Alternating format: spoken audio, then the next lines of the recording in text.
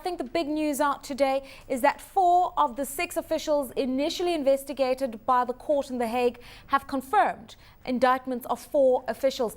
Analysts say this is going to be a big test for stability in Kenya. Have the markets responded?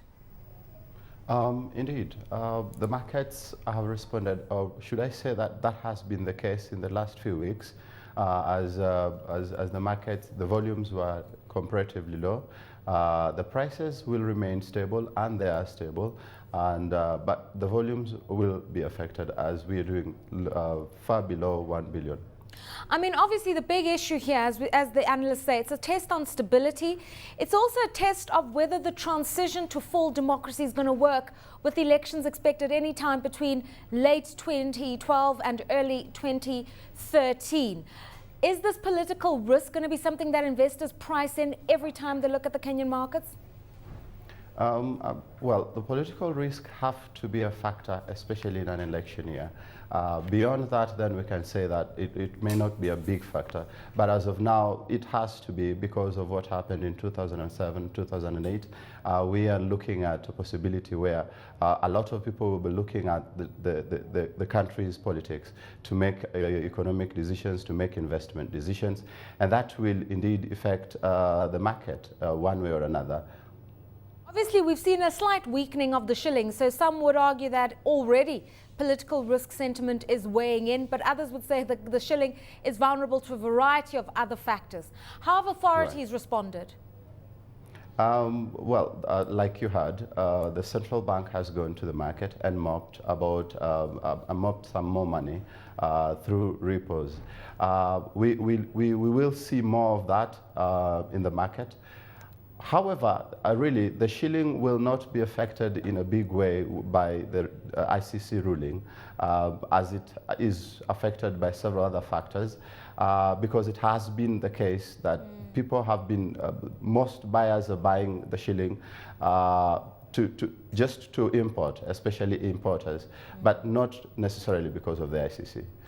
Is the shilling going to be something that the CBK needs to keep its tabs on? Because obviously when we saw serious monetary policy intervention by the end of 2011, the big issue was stability for the shilling.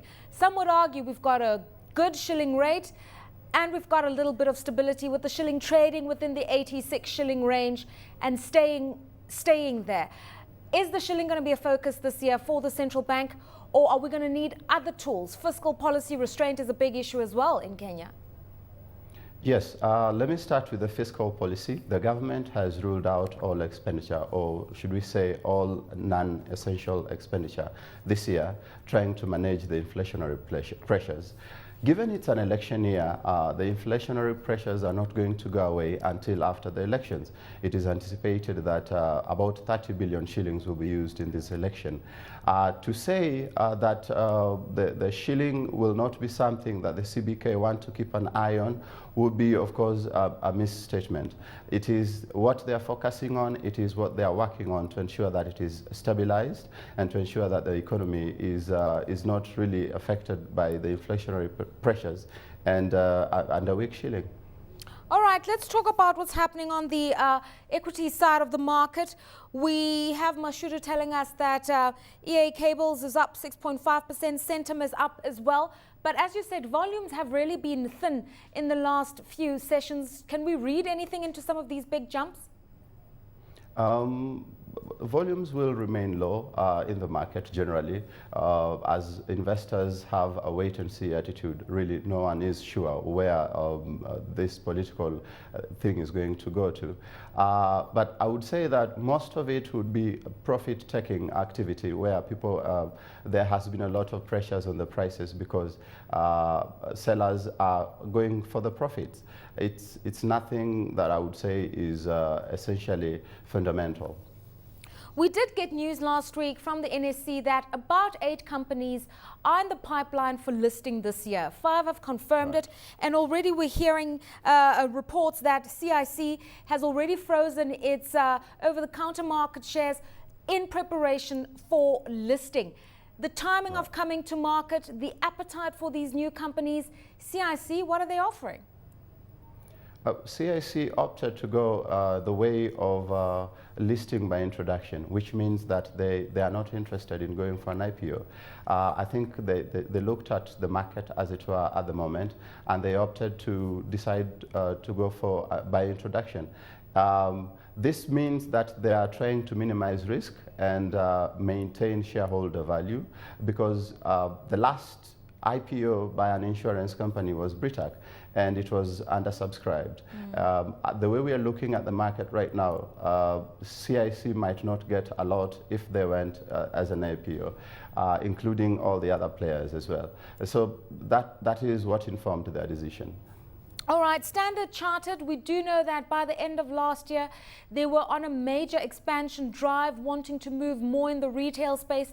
And now we're told they're going to be doing a lot of private equity deals.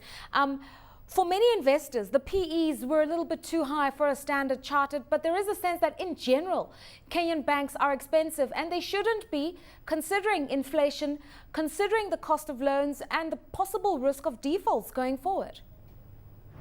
Well, the Kenyan banks are doing well. They've been doing well all through the economic recession. They've been doing well even during the hard times, the hard political times in Kenya.